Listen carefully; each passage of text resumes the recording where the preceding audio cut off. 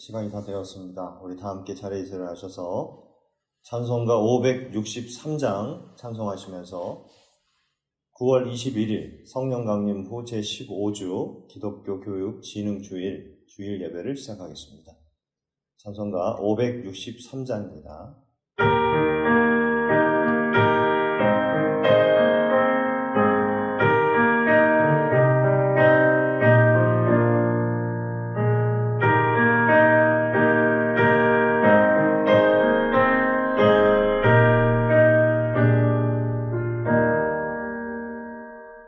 예수 사랑하심을 성경에서 배웠네. 우리들은 약하나 예수 권세 많도다. 날 사랑하심 날 사랑하심 날 사랑하심 성경에 쓰였네. 나를 사랑하시고 나의 죄를 다 씻어 하늘 문을 여시고 들어가게 하시네. 날 사랑하심 날 사랑하심 날 사랑하심 성경에 쓰였네.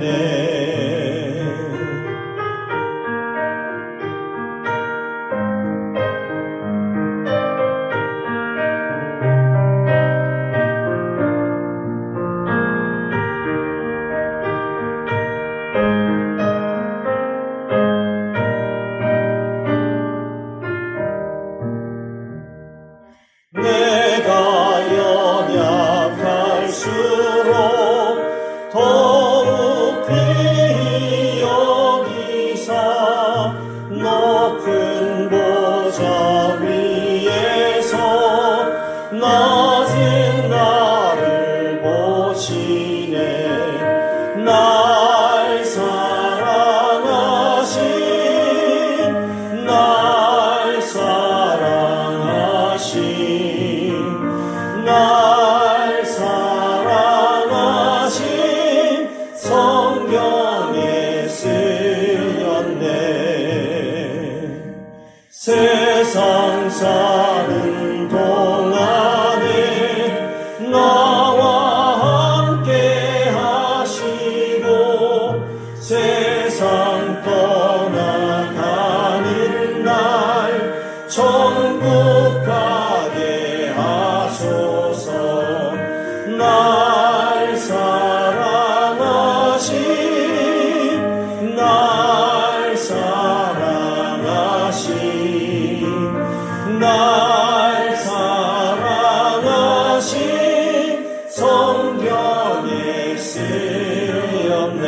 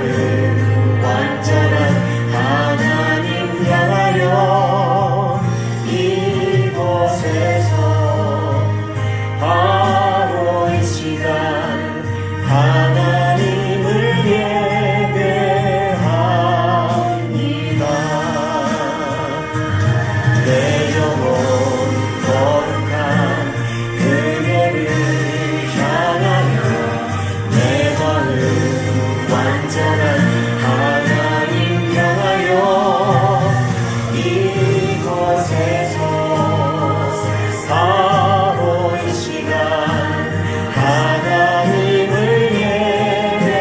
예배합니다. 내 영혼 거룩한 은혜를 향하여 내 마음 완전한 하나님 향하여 이곳에서 바로 이 시간 하나님을 예배합니다.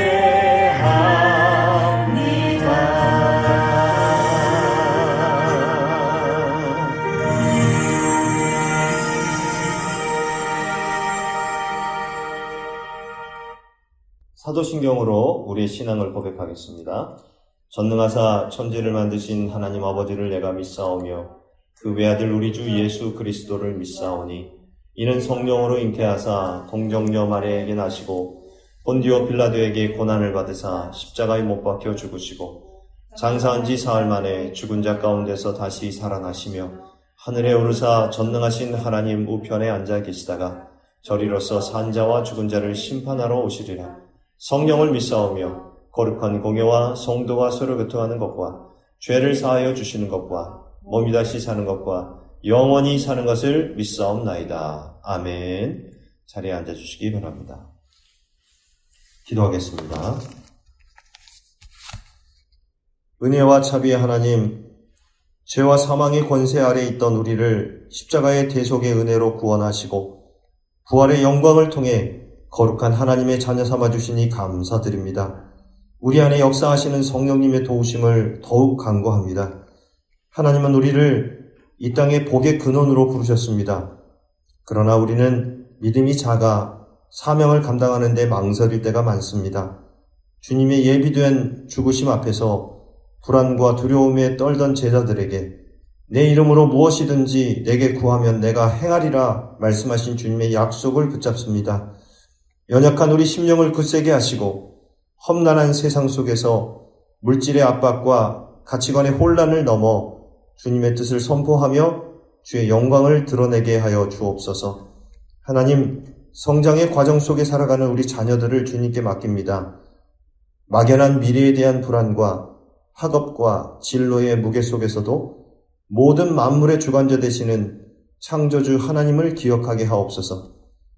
육신의 정욕과 세상의 유혹 앞에서 흔들릴 때 성령께서 주시는 말씀의 감동을 소멸하지 않게 하시고 좌절과 실패 가운데서도 살아계신 하나님을 바라보게 하여 주옵소서. 하나님, 이 땅의 곤고한 심령을 불쌍히 여겨 주옵소서. 생계를 위해 고된 노동으로 희망을 잃어가는 자들을 붙잡아 주시고 질병과 육신의 아픔 속에서 절망하는 이들에게 위로와 자유를 허락하여 주옵소서. 경제적 위기와 가정의 어려움, 관계의 단절과 사회적 고립 속에서 하나님의 은혜를 찾게 하시며 모든 것을 합력하여 선을 이루시는 주님을 의지하게 하여 주옵소서. 선포된 복음 앞에서 새로운 소망의 빛을 발견하게 하여 주옵소서. 하나님, 주님의 몸된 교회를 위해 기도합니다. 우리 공동체가 세상의 요구에 휘둘리지 않고 복음을 붙잡아 끝까지 충성하게 하여 주옵소서. 목회자와 성도가 한 마음으로 예배의 자리를 지키며 주님께서 맡기신 선교와 구제, 사랑의 사명을 넉넉히 감당하게 하여 주옵소서.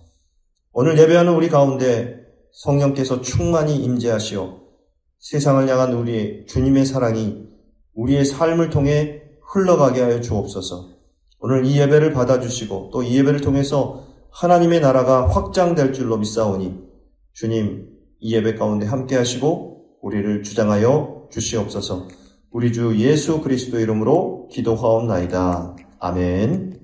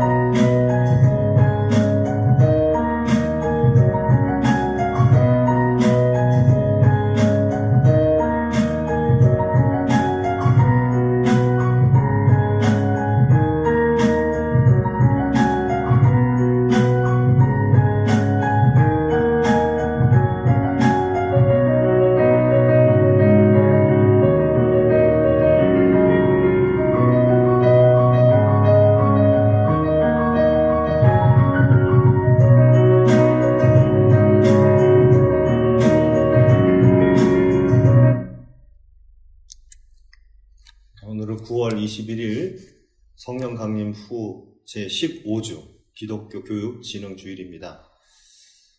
영상에서 보듯이 코이라는 물고기가 어항 속에 있으면 작은 피라미 물고기, 조그마한 그런 물고기지만 강물이나 이렇게 더 넓은 데로 가면은 몸집이 굉장히 커지는 그런 물고기라고 하는 것을 영상을 통해서 우리가 봤는데, 우리 자녀들에게 주는 메시지입니다.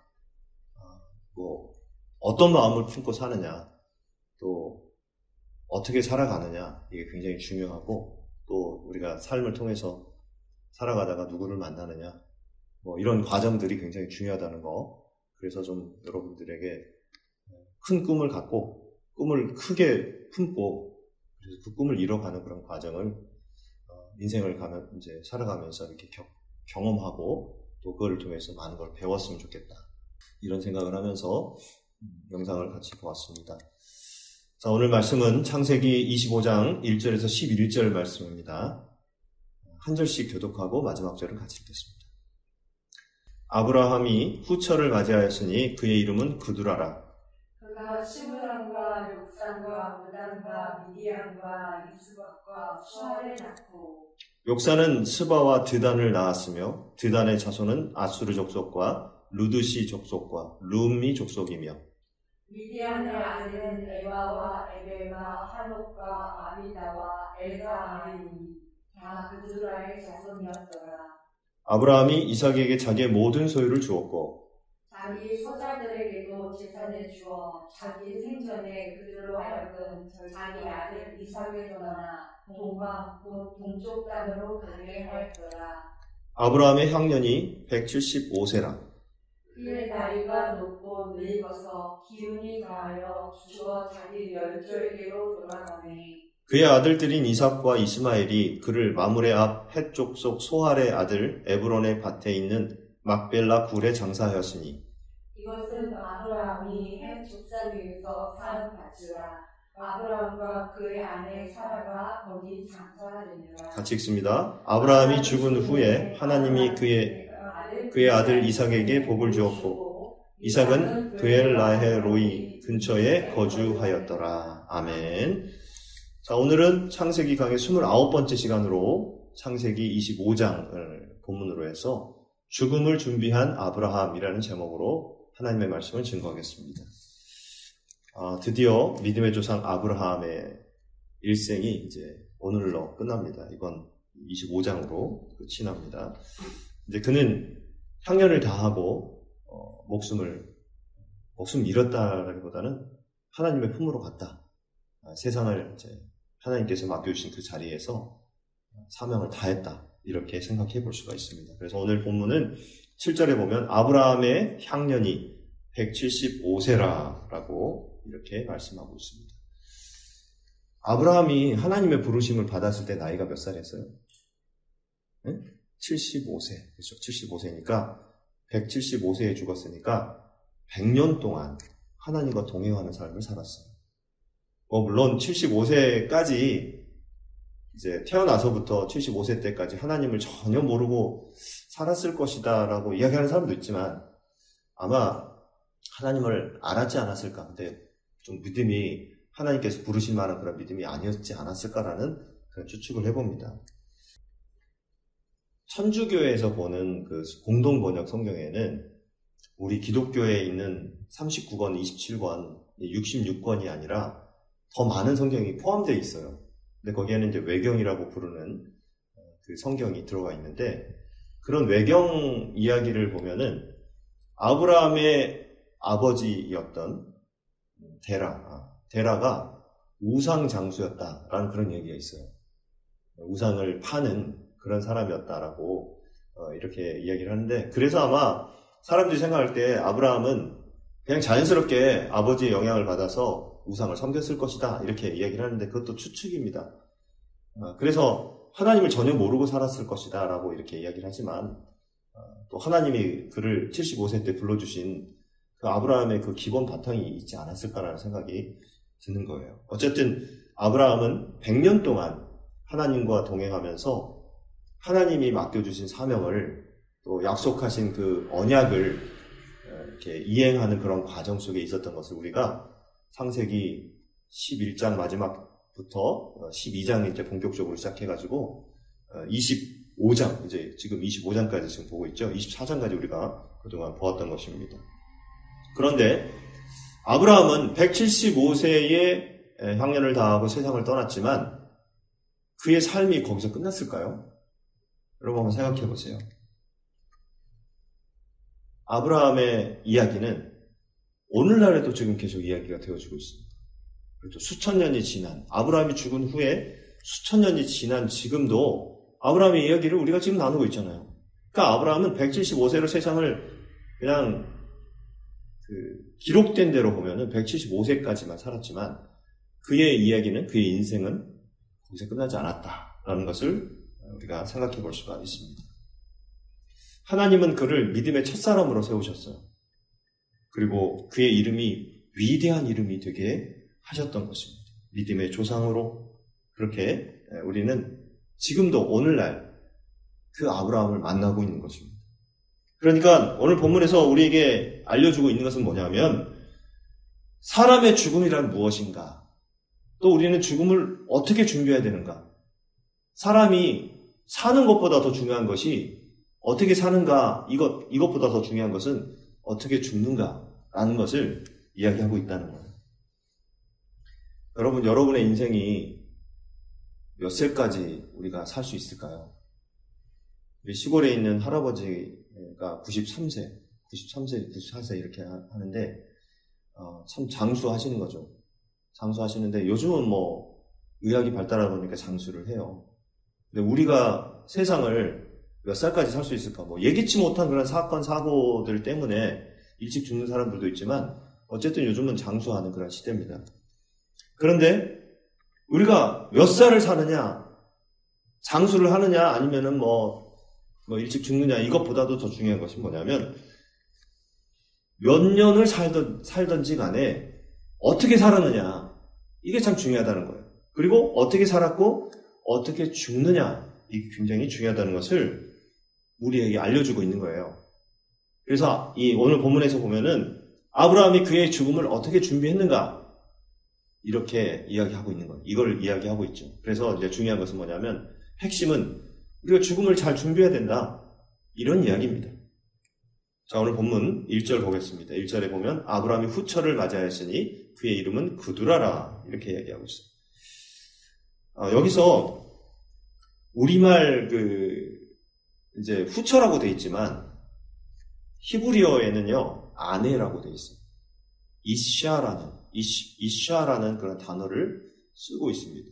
성경에 보면은 하와의 이름이 좀 여러 가지가 쓰여져 있습니다. 원문 성경에. 이제 원문은 아니지만 사본이죠. 히브리어 성경에 보면은 하와라도 돼 있고, 또 그 다음에 이샤라고도 돼 있습니다.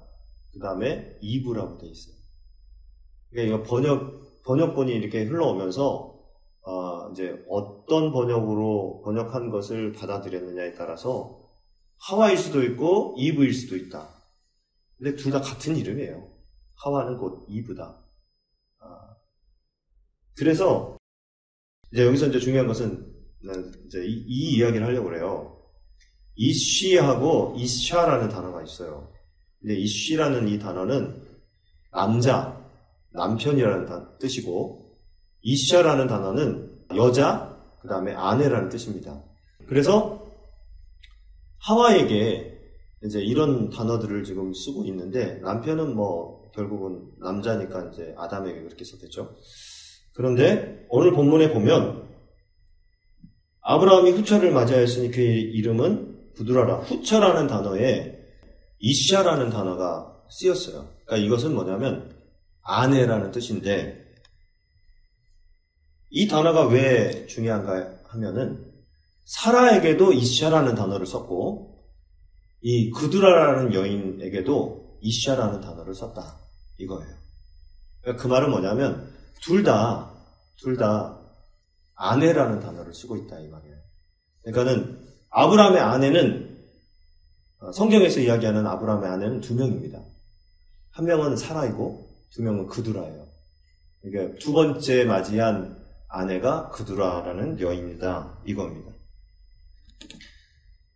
자, 그러면 이제 조금 더 깊이 우리가 생각을 해볼 것이 있는데, 그동안 사라가 죽었어요.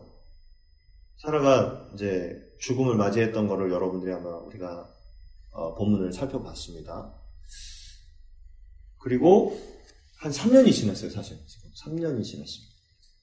근데 그동안에 아브라함은 뭐 아내를 새로 맞이했다 이런 얘기가 없어요. 물론 이제 우리가 보통은 3년상 해가지고 이제 뭐 배우자가 죽거나 이렇게 했을 때 그런 애도하는 그 시간들을 갖잖아요. 아마 그래서 그랬을 수도 있지만 사실은 아브라함이 나이가 지금 140세거든요. 그러니까 왜 나이가 연로했는데 왜 그동안에 그런 생각을 못했을까? 그런 이야기가 안 나왔을까라는 것을 생각해 봅니다. 근데 드디어 아브라함이 아들을 장가 보내고 난 다음에 그 다음에 어떻게 하느냐? 새로운 아내를 맞이했다라는 거예요. 그 이유가 무엇입니까? 여러분 한번 생각해 보세요. 아브라함이 왜 이렇게 뒤늦게 140세면은요 사실 이제 인생이 거의 다 끝나가는 그런 175세까지 물론 뭐 시간이 35세 남았는데 그때까지의 시간이 좀 뭐 거의 말년이잖아요. 그러면 사실 새로운 결혼을 새로운 아내를 맞이할 그런 생각을 안 했을 것인데 왜 새로운 아내를 맞이했을까? 성경학자들은 이렇게 봅니다. 아들에게 짐이 되기 싫었다. 이거예요. 물론 여러 가지 해석들이 있겠지만은 보통 140세 정도가 되면은 그냥 며느리 맞이했으니까 며느리가 차려주는 따뜻한 밥 먹고 그리고 편안하게 그냥 봉양 받으면서 그렇게 살 나이입니다. 그런데 아브라함은 그렇게 하지 않았다는 거예요. 그 이유는 아들에게 짐이 되기 싫었다라는 건 뭐냐면 너희들의 삶을 자유롭게 살아라 이거예요. 나를 봉양하고 또 나에게 신경 쓰다 보면은 너희들의 삶을 제대로 살지 못하니까 그렇게 하지 말고 너희들의 가정을 일궈서 너희들이 자유롭게 그렇게 살았으면 좋겠다. 그렇게 이야기를 이제 생각하는 그런 마음이었죠. 그래서 본인이 결혼을 다시 하게 됩니다.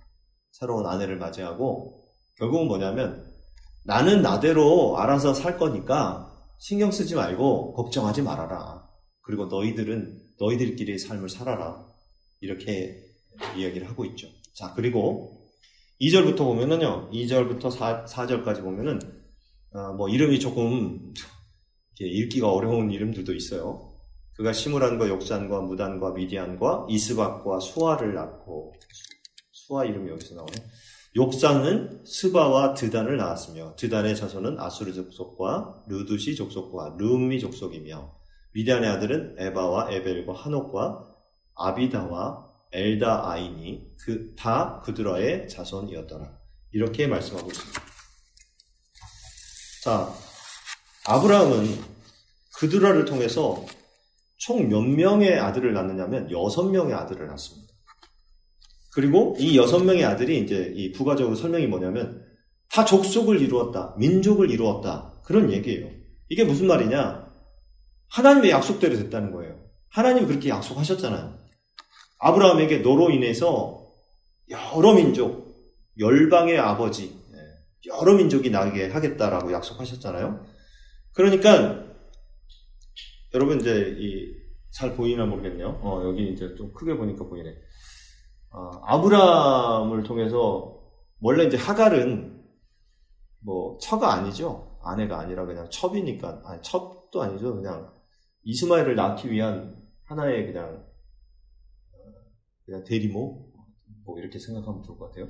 이스마엘이 낳고 그 다음에 이스마엘을 통해서 뭐 여러 지금 자녀들이 또 자손들이 생겨났을 거 아니에요. 그 다음에 사례를 통해서는 이삭 또 리브가 뭐 에서야고 이렇게 돼 있고 그들을 통해서는 6명의 아들 이렇게 돼 있습니다.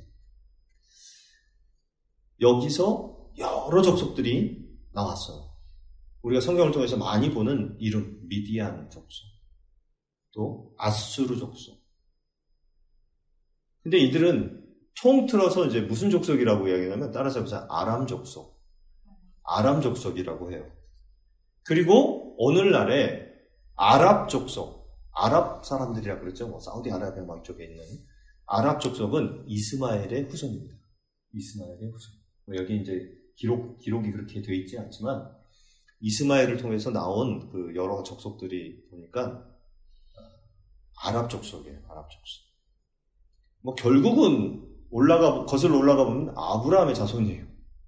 근데 막 서로 찍어갖고 싸우고 있죠. 전쟁하고. 그리고 아람 족속은 이제 결국 보면은 그두라의 후손입니다. 그두라의 후손. 여기 뭐 아수르, 루드시, 루미 이렇게 돼 있죠. 이 아람 족속. 그러니까 하나님의 약속대로 여러 민족이 아브라함을 통해서 나오게 되었다. 이걸 우리가 알게 되는 거죠. 우리 주일학교 때 배웠던 노래 중에 이런 노래가 있었어요. 믿음의 조상 아브라함은 7명의 아들이 있었는데요. 그 중에 하나 키가 크고요. 나머지는 작대요. 이렇게. 근데 이 노래가 가사가 잘못됐습니다. 몇 명? 결국은 8명이에요. 8명. 아브라함의 자손은. 근데 이제 이 노래가 뚱보 아저씨라는 노래에서 가사가 이제 개사가 되면서 교회 학교에서 뭐 이제 우리 주일학교에서 뭐 율동도 가르치고 막 재밌는 게임하면서 이렇게 부르던 노래다 보니까 이 노래 가사가 잘못됐습니다. 뭐 이건 좀 상식적으로 알았으면 좋겠고요. 어쨌든 8명의 아들이 있었다라는 것을 알 수가 있죠.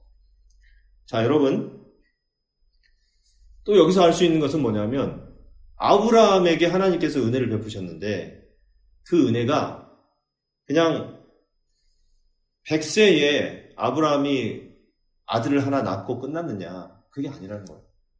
아브라함이 정말 말년에 140세에 그 이후에 이제 뭐 죽기 전까지 6명의 아들을 더 낳게 되었다. 하나님의 은혜는 일회적으로 끝나지 않습니다. 계속적으로 지속적으로 계속 이어지는 것이 하나님의 은혜라고 하는 거예요. 그래서 하나님은 우리에게 은혜를 주실 때 그냥 한 번의 해프닝으로 주는 것이 아니라 꾸준하게 지속적으로 은혜를 주신다는 사실을 기억하시기 바랍니다. 우리가 이제 하나님께 은혜를 구할 때 이런 기도를 해서 하나님 이번만 좀 도와주세요. 이 문제만 좀 해결하게 해주세요. 또 몸이 아플 때 제 병을 좀 지금 제가 겪고 있는 이 병만 좀 해결해 주시면 제가 최선을 다해서 하나님을 위해서 살겠습니다. 뭐 그런 식으로 이제 기도를 할 때가 있어요. 그런데 그렇게 기도하면 그 다음에 이어지는 또 새로운 그런 문제가 생기고 사건이 생겼을 때 어떻게 하냐는 거예요.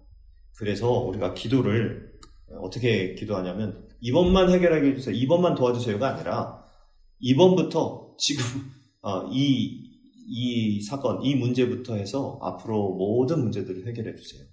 뭐 이렇게 기도하는 것이 더 건강한 기도다. 이런 거를 알 수가 있습니다. 자, 중요한 것은 또 5절이죠. 5절은 이제 아브라함이 이삭에게 자기의 모든 소유를 주었고. 근데 이 말은 히브리어 본문으로 보면은 조금 뉘앙스가 다릅니다. 우리가 지금 보는 것과. 여기서 자기의 모든 소유를 주었다라고 했을 때 모든 소유는 보통 어떻게 됩니까? 아버지가 아들에게 유산을 물려줬어요. 그러면 어떤 걸 물려줍니까? 네, 뭐 땅도 줄 수 있고 집도 줄 수 있고 또 은행에 남아있는 통장의 잔고, 뭐 돈 같은 거 이렇게 남아있는 거 이렇게 줄 수가 있죠.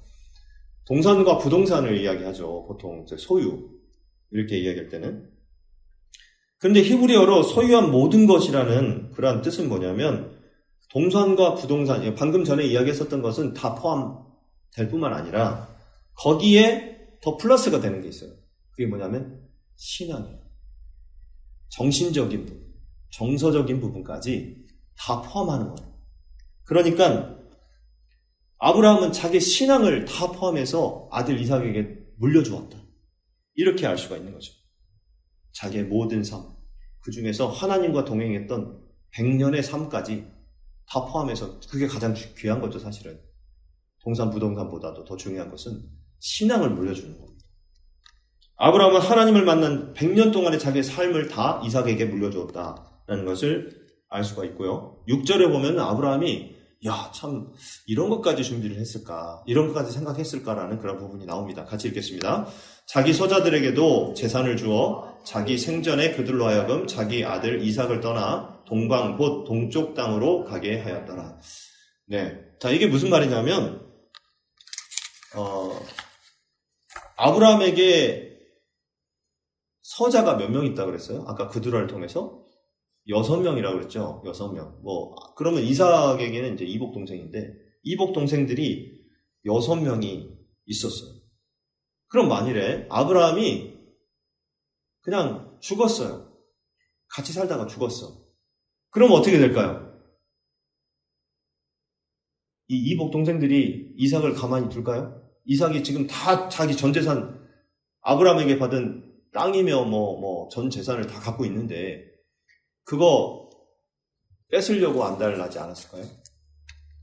그래서 어쨌든 무슨 해코지를 해서라도 그 재산과 땅을 다 뺏으려고 했지 않았을까라는 생각을 합니다. 그래서 아브라함이 생각할 때에 이 6명의 이 서자들을 이삭과 좀 떨어뜨려야 되겠다, 멀리 보내야 되겠다라는 생각을 하게 됩니다. 그래서 그 6명에게요 뭘 줬어요? 재산을 줬어요. 그들에게도 재산을 주고, 그리고 중요한 것은 자기 생전에 그들로 하여금 자기 아들 이삭을 떠나게 이렇게 만들었던 겁니다. 만일에 아브라함이 죽은 후에 이제 약속을, 얘들아 너 형 이삭을 떠나 보내라. 형 이삭에게서 떨어져서 멀리 가서 살아라. 근데 내가 죽고 나서 그렇게 해. 약속했다. 그러면 죽고 나서는 어떻게 될까요? 약속을 안 지킬 그런 가능성이 크죠. 그러니까 그래서 아브라함은 자기 생전에 그냥 멀리 보내버립니다. 이 6명의 아들들을, 이 서자들을.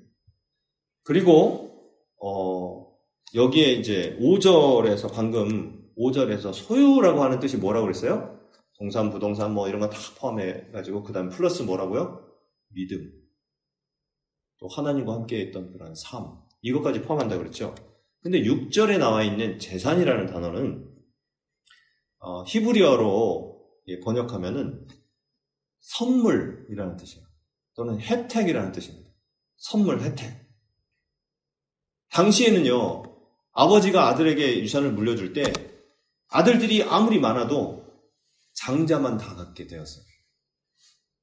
나머지 둘째 아들, 셋째 아들, 나머지 아들들은 아무것도 받을 수가 없었어요. 그러니까 지금 상황으로 봤을 때는 이삭에게만 모든 것이 다 돌아가게 된다라고 하는 거죠. 그리고 그 6명의 아들들, 서자들에게는 아무것도 안 줘도 돼요. 그게 법이니까, 그들의 어떤 그 습관이고 관습이고 하는 거니까 아무것도 안 줘도 되는데 6명에게 사실 선물을 줬어요. 혜택을 준 거죠. 왜 이렇게 했습니까? 이삭을 보호하기 위해서. 그리고 이삭이 그 땅을 떠나지 않게 하기 위해서.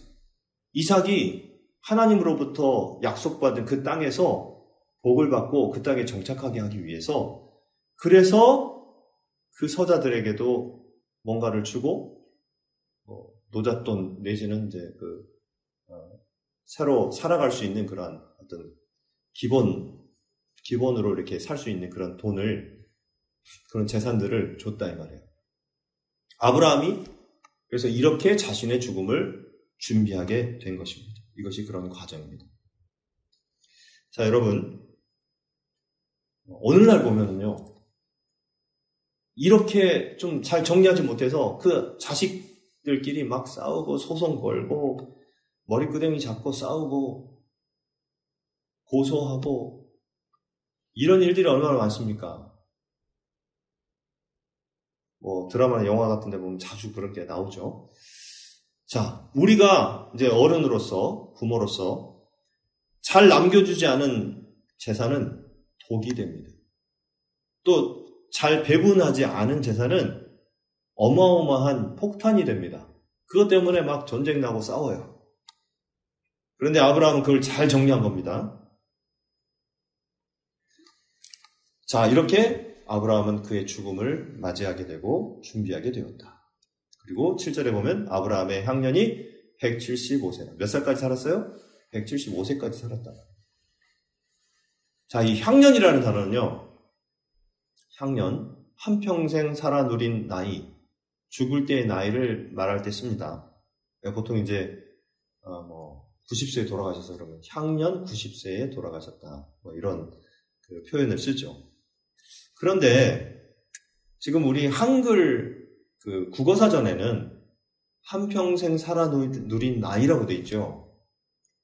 해년자를 써서 175세, 175년까지 살았어. 이렇게 생각을 하죠. 그런데 히브리어로는 그 뜻이 뭐냐면 살아간 횟수의 날들이라는 뜻입니다. 날들. 그러니까 히브리 개념으로 아브라함은 몇 세까지 살았나? 175년까지, 175세를 살았다라고 하는 것이 아니라 175년만큼의 하루하루 날들을 살았다. 이렇게 해석할 수가 있어요. 아브라함은 1년 단위로 산 게 아닙니다. 하루하루를 살았어요. 날 단위로 살았어요. 이게 어떻게 다르냐? 우리에게 주는 의미는 뭐냐면 우리가 살아가는 날들은 한 해 한 해 마무리가 되어지는 것이 아니라 그날 마무리가 되어진다는 거예요. 그날 하루하루가 모여서 1년이 되고 수십 년이 되고 평생의 삶이 되는 거예요. 그래서 하루가 얼마나 중요합니까? 하루를 정말 소중하게 여기면서 사는 사람들이 정말 하나님께 정말 복받은 사람이고 또 하나님께서 주신 사명을 다 아는 사람이에요. 그런데 보통 우리가 중요하게 생각하는 날이 있습니다. 언제? 연말 연시. 12월 31일, 그 다음에 1월 1일. 그때 딱 되면은 무슨 생각을 해요? 12월 31일. 우리 1년 동안 어떻게 살았지? 아이고, 참, 후회스러운 날 살았네. 막 이러면서 1년을 돌아보죠. 그리고 후회도 하고, 또, 보람도 찾고. 1월 1일 되면, 새해 이제 어떻게 살까? 막 기대하면서 새해 계획을 막 생각을 하죠. 그러다 보니까 우리가 연말 연시에만 집중하다 보니까 하루하루에 대한 소중함을 별로 못 느끼는 거예요. 그냥 연말 가서 생각하는 거죠. 근데 그렇지 않다라고 하는 거예요. 뭐가 중요해요? 하루하루가 중요하다. 여러분들에게 주어진 하루하루. 직장에서 하루하루, 학교에서의 하루하루. 주어진 삶 속에서 하루하루를 최선을 다해서 살아가는 것, 이게 굉장히 중요하다는 거예요. 이제 오늘부터는 어떻게 생각하느냐면 내가 오늘 하루를 어떻게 살까? 이걸 아침에 생각하고요. 하루 다 이제 지나는 시점에는 내가 오늘 하루를 어떻게 살았나? 이걸 돌아보시기 바랍니다.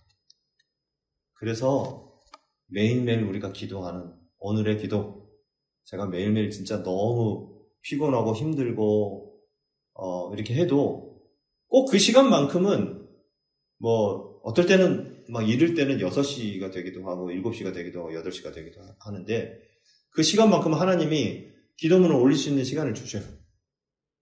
그래서 좀 휴게소에서 이렇게 보내기도 하고 아니면 일을 하다가 이제 대기 중에 좀 그 차에서 이제 기다리는 그런 시간에 보내기도 합니다. 우리가 주일날 예배 드리는 것도 마찬가지예요. 지난주, 지지난주에 말씀을 계속 받고 은혜 받잖아요. 말씀을 깨닫게 되잖아요.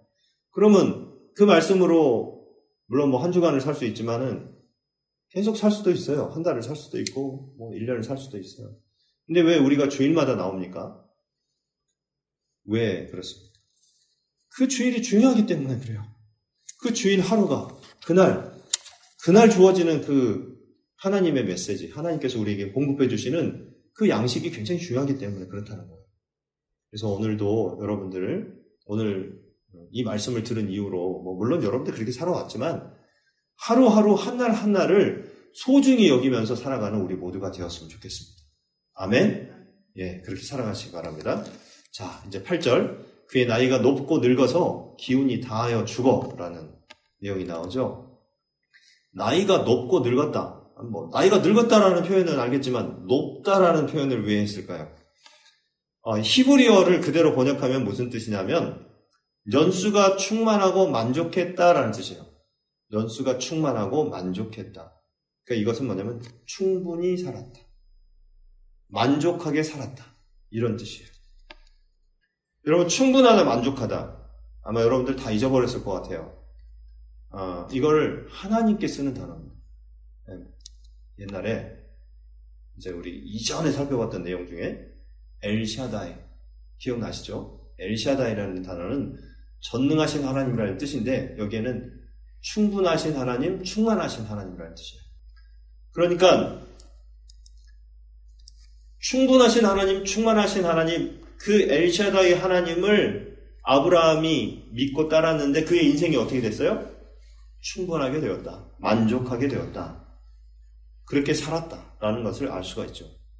여러분, 이게 진짜 복이에요. 우리가 엘샤다이, 충분한 하나님, 그 전능하신 하나님을 믿고 살아갈 때 우리의 삶이 어떻게 된다고요? 충만하게 되고 충분하게 되어진다. 만족하게 되어진다. 내 인생을 마무리할 때 누가 봐도, 내가 봐도 남이 봐도 내 삶은 만족하고 충분한 삶이었다라는 것을 고백하게 된다는 거예요. 왜? 우리가 엘샤다이, 그 충분하신 하나님, 충만하신 하나님을 믿었기 때문에 그렇다는 거예요. 그리고 자기 열조에게로 돌아가매 이렇게 표현하고 있습니다. 히브리인들의 죽음과는 죽으면 끝! 이게 아니라는 거예요. 죽으면 어디로 가요? 자기 열조에게로 돌아간다. 이 말은 뭐냐면 하나님께로 돌아간다는 거예요. 하나님을 믿은 우리의 선조들, 우리의 열조들 앞으로 돌아가서 그들을 만난다는 거예요. 그리고 우리 후손들의 삶을 열어주는 거죠. 우리가 세상을 떠나고 열조들에게 가고 하나님께로 가면서 우리 후손들에게 그 자리를 물려주는 겁니다. 그러니까 죽음은 끝나는 게 아닙니다. 죽음은 새로운 출발이에요. 돌아갈 곳이 있는 거죠. 우리가 천국을 소망하는 것은 뭡니까? 돌아갈 곳이 있다는 거예요. 세상 사람들은요, 죽으면 끝! 이렇게 생각하는 사람들이 너무 많아요. 너무 많아요. 우리 옆집 아저씨, 뭐 여러 번 이야기를 했어요. 여러 번. 천국이 있다. 하나님을 믿고 예수를 믿고 그 천국 소망을 가져라. 구원에 대한 소망을 가져라. 수백 번 이야기했거든요. 안 믿어요. 아유, 세상이 사람이 죽으면 끝이지 그 다음에 무슨 천국이 어딨냐고 막 이러면서 저한테 계속 반문을 하면서 그냥 실실 웃어대요. 그래도 그러거나 말거나 제가 계속 이야기를 했었습니다. 자, 여러분, 죽음이라고 하는 것은 이 히브리인들의 죽음과는 뭐냐면 바로 돌아갈 곳이 있다는 것을 이야기하고 있고 끝이 아니다라는 것을 이야기한다는 거예요. 그리고 이제 이어지는 말씀에 보면은 그의 아들들인 이삭과 이스마엘, 이제 이스마엘이 이제 여기서 또 짠 하고 등장하죠. 그를 마므레 앞 해쪽 속 소알의 아들 에브론의 밭에 있는 막벨라 굴에 장사하였으니 이것은 아브라함이 해쪽 속에서 산 밭이라 아브라함과 그의 아내 사라가 거기 장사되니라. 이 말씀이 창세기 23장에 나왔었어요. 아브라함이 그의 아내 사라가 죽은 다음에 바로 어떻게 해요? 장사를 지낼 땅을 구입했다는 그런 내용이 나왔죠. 근데 여기서 다시 한번 이야기하잖아요. 다시 한번 강조하는 거예요. 이렇게 강조하는 이유가 뭐냐면 또 그리고 그 밭을 아브라함이 어떻게 했다? 샀다. 아브라함이 해쪽 속에서 산 밭이다 라고 이렇게 이야기를 하는 것은 뭐냐면 아브라함이 자기의 죽음을 준비하면서 가장 중요한 준비로 자기의 후손들이 돌아올 그 땅을 확보했다라는 거예요. 이거를 이제 교두보라고 하죠. 교두보가 어떤 일을 하기 위한 발판을 교두보라고 하죠. 그러니까는 후손들을 위해서 그 땅을 구입함으로써 후손들이 돌아올 교두보를 마련했다. 확보했다라고 이야기할 수 있는 겁니다. 하나님이 뭐라고 약속하셨어요? 분명히 너의 자손들이 수많은 자손들이 너에게서 이제 이어지고 생겨나게 될 건데 근데 그 자손들이 다른 족속의 종이 되어서 400년 동안 이 땅을 떠나서 그냥 그 종살이를 하게 된다. 그런데 어떻게 해요?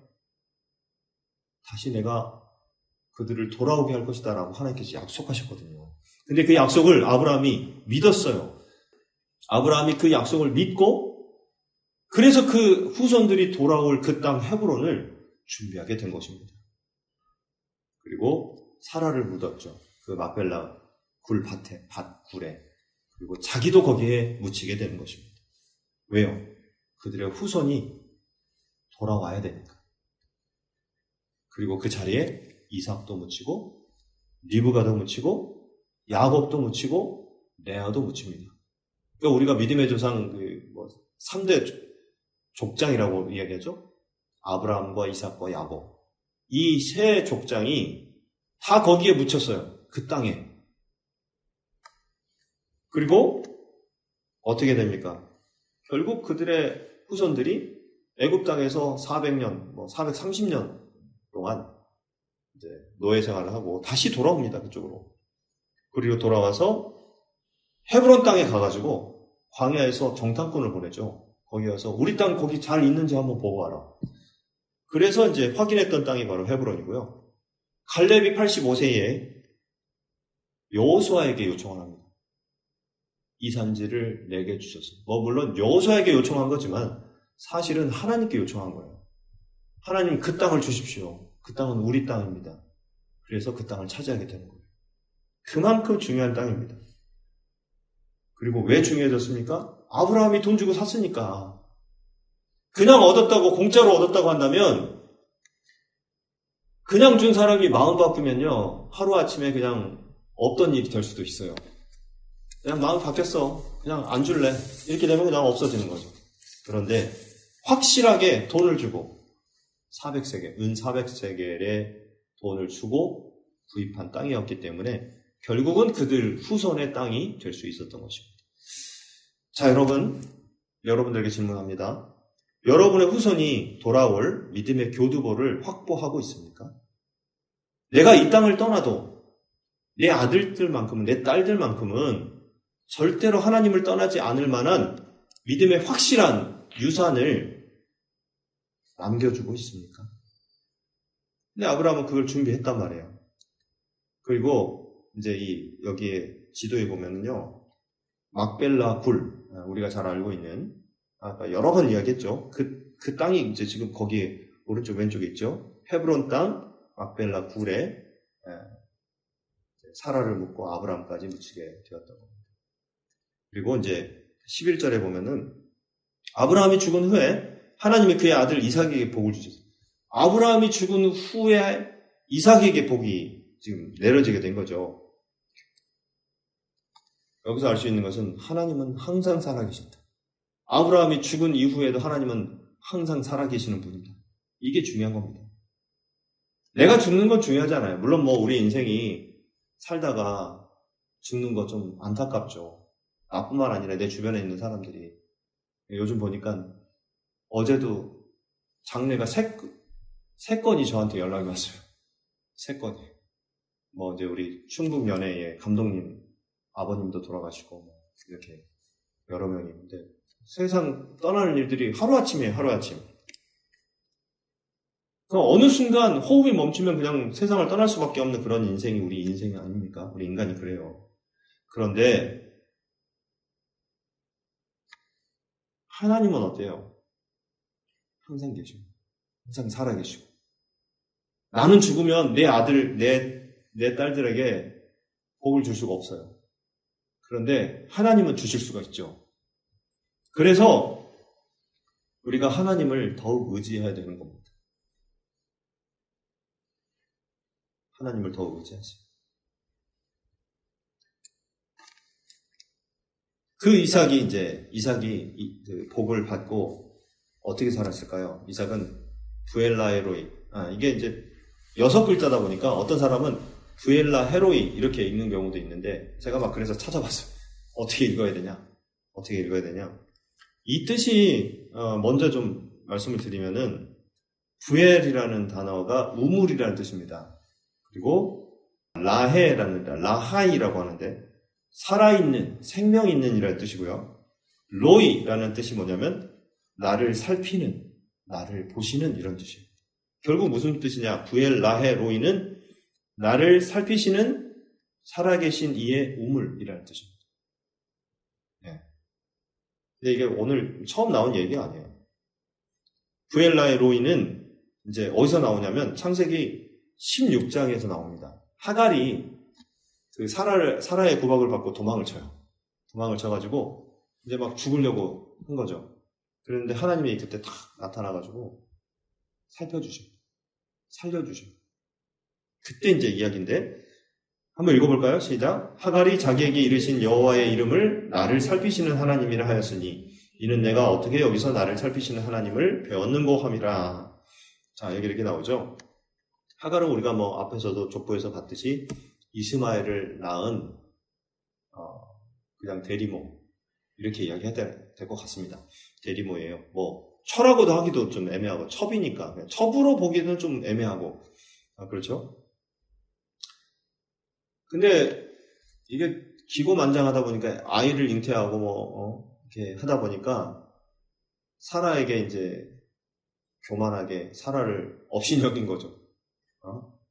자식도 못 낳는 여자가 막 이러면서 이제 그러다 보니까는 사라가 이제 아브라함에게 하갈이 막 나를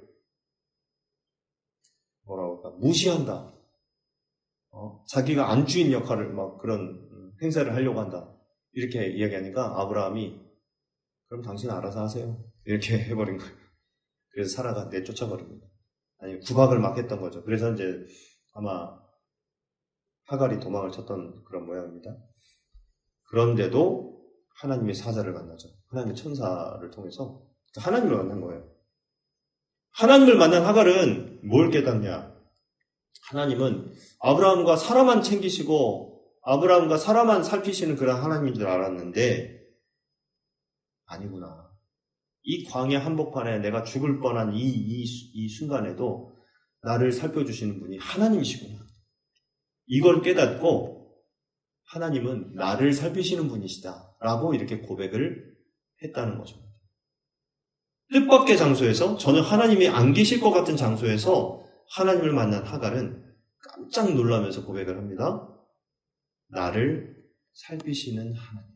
이렇게 고백을 했습니다. 그리고 이러므로 그 샘을 부엘라의 로이라고 불렀으며 그것은 가데스와 베렛 사이에 있더라 라고 했습니다. 자, 위치가 어떻게 되냐면 알 수가 없죠. 근데 조금만 가까이 부엘라의 로이 이렇게 있죠. 앞쪽에. 그러니까 뭐 위치상으로 봤을 때는 이제 우리가 그 가나안 땅의 좀 남쪽 부분에 부엘라의 로이라는 그런 우물이 있는 그런 지역이라고 생각하면 될 것 같아요. 자, 아무튼 이삭은 바로 이 부엘라의 로이 근처에 거주하게 됩니다. 자, 이것은 무슨 의미일까요? 이삭은 나를 살피시는 살아계신 이의 우물 근처에 거주했다. 이런 거예요.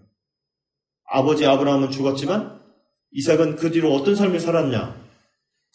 하나님, 자기를 살피시는 그 하나님을 의지하면서 의식하면서 살았다라는 거예요.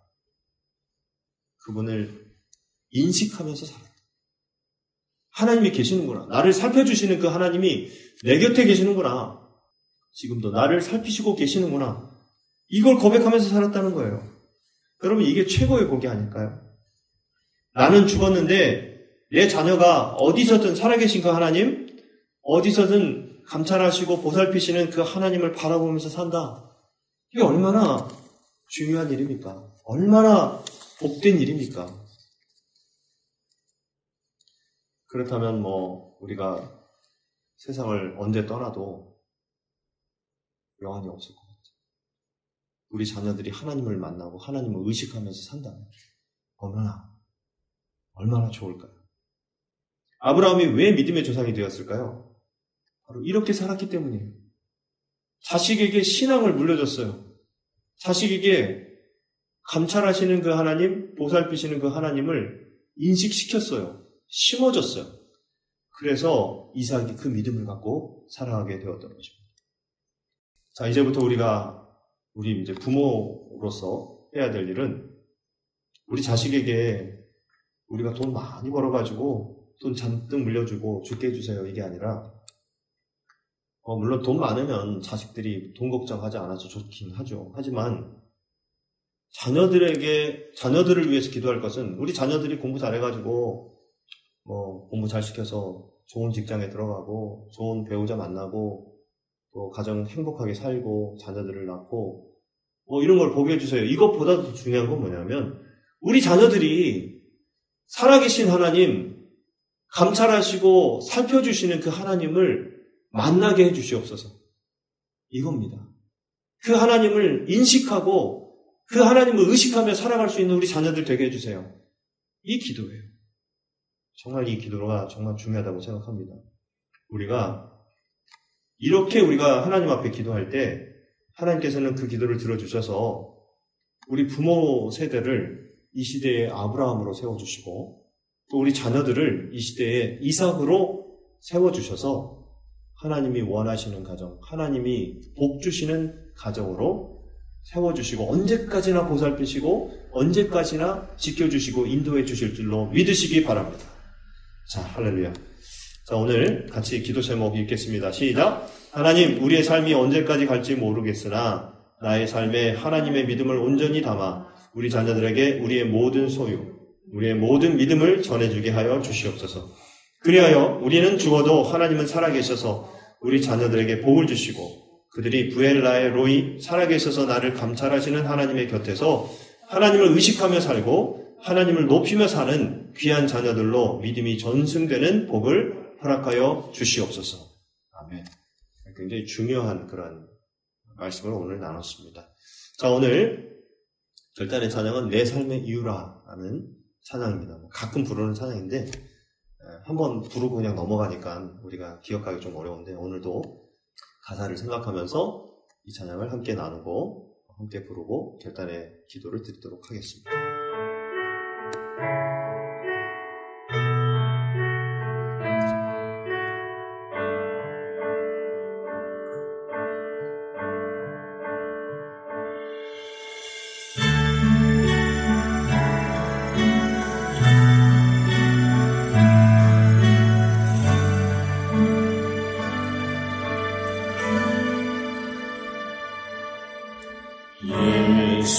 예수는 내 힘이요 나의 기쁨 내 참 소망 그 이름의 생명이 내 삶의 이유라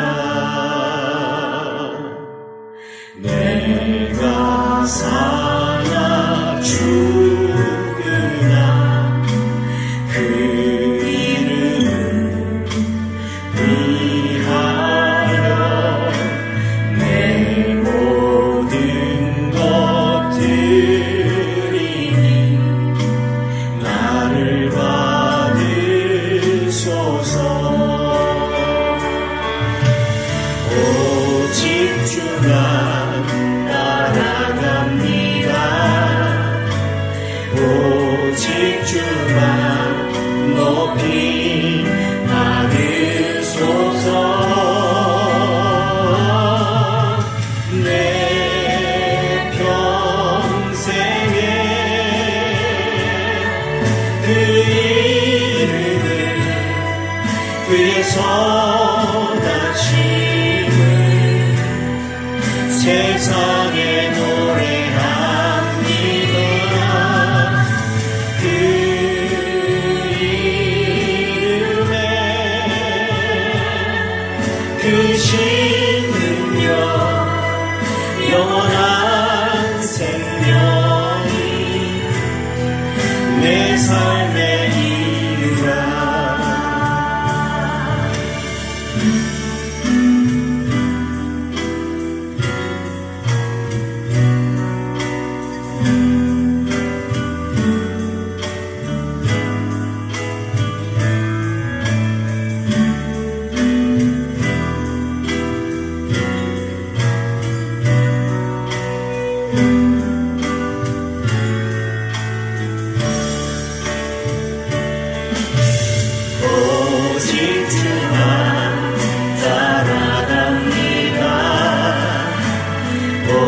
오직 주만 높이 받으소서.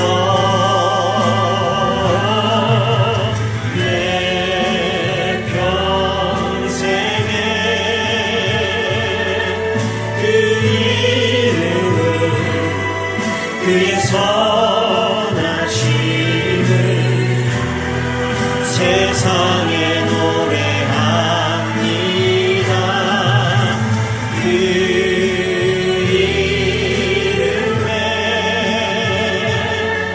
크신 능력 영원한 생명이 내 삶의 이유라. 예수는 내 힘이요 나의 기쁨 내 참 소망 그 이름의 생명이 내 삶의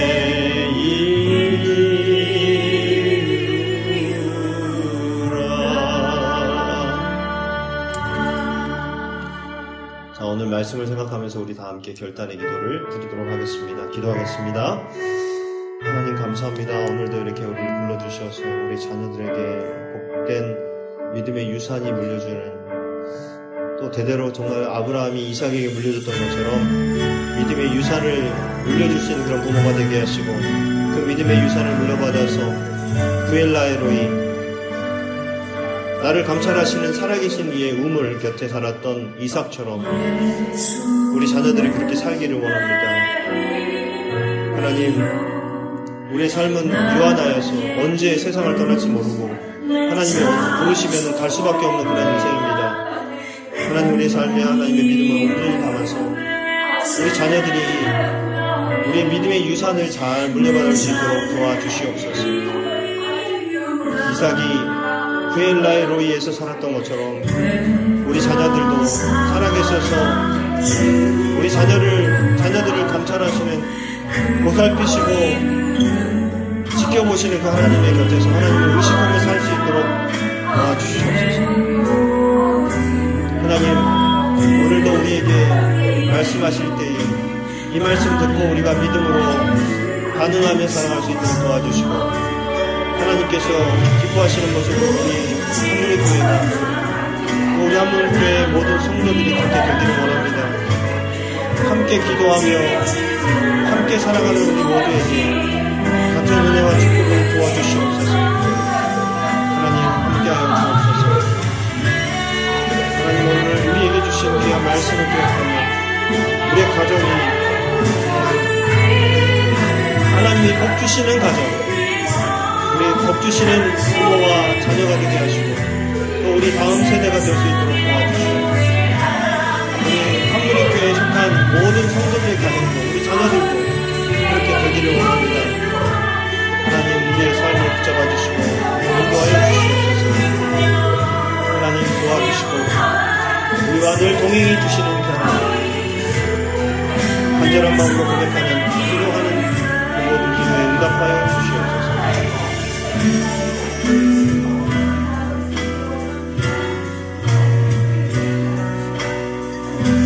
예수님의 이름으로 기도하옵나이다. 아멘. 네, 교회 소식 알려드리겠습니다. 오늘 예배 참석한 모든 분들을 주님의 이름으로 환영하고 축복합니다. 오늘은 기독교 교육진흥주일이라고 그랬죠.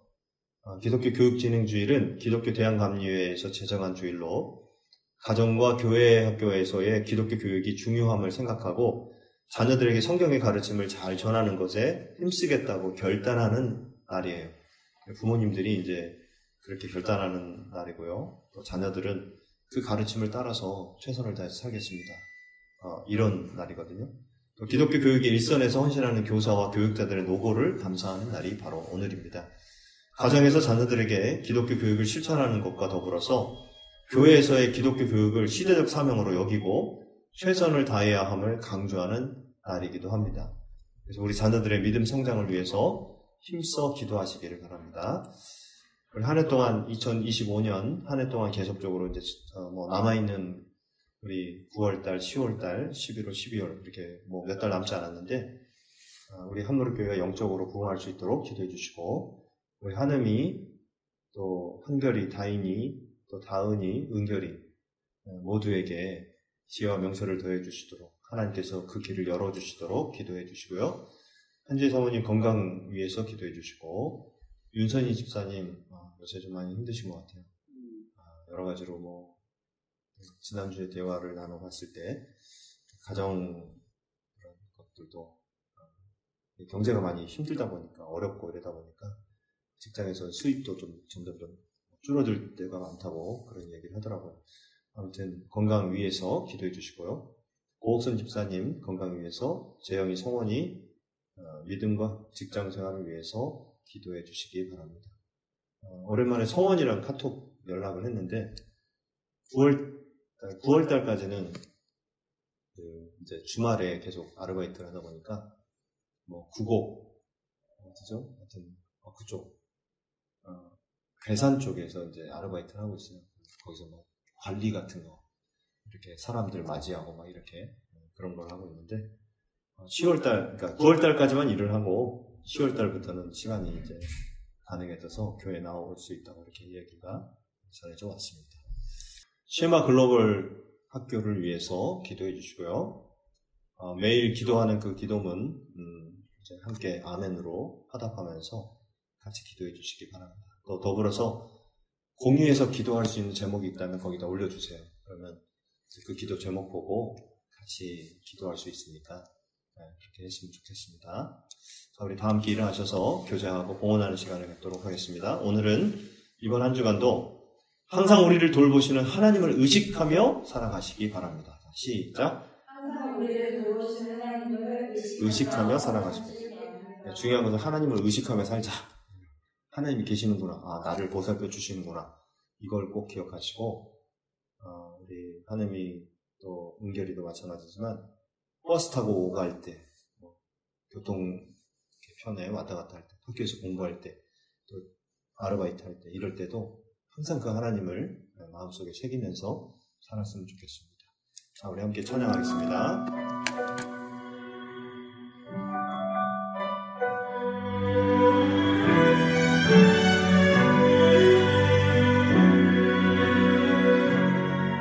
너의 가는 길에 주의 평강이 있으리. 평강의 왕 함께 가시니 너의 걸음 주 인도하시니 주의 강한 손 널 이끄시리. 너의 가는 길에 주의 축복 있으리. 영광의 왕 함께 가시니 내가 밟는 모든 땅 주님 다스리니 너는 주의 길 내딛게 되리.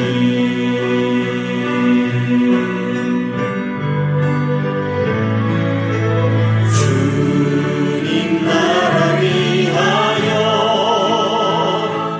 길 떠나는 나의 형제여 주께서 가라시니 너는 가라 주의 이름으로 거칠은 광야 위에 꽃은 피어나고 세상은 내 안에서 주님의 영광 보리라. 강하고 담대하라.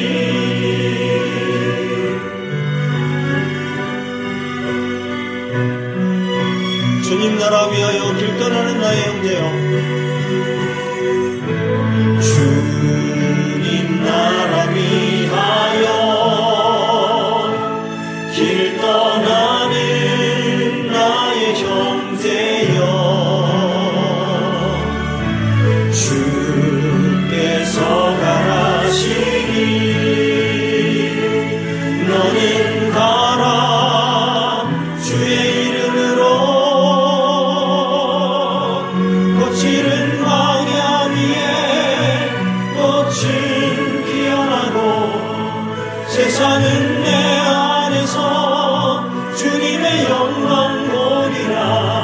강하고 담대하라. 세상 이기신 주를 함께 너와 동행하시며 내게 새 힘을 주시리.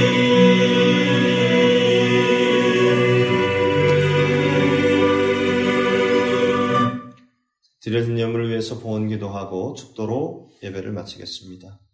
하나님 아버지 감사합니다. 아브라함은 175세를 살았지만 175년으로 그의 인생이 끝난 것이 아니라 그 이후에도 수천 년간 그는 하나님과 동행했던 그의 삶으로 우리에게 외치고 있고 말하고 있음을 우리가 알게 되었습니다.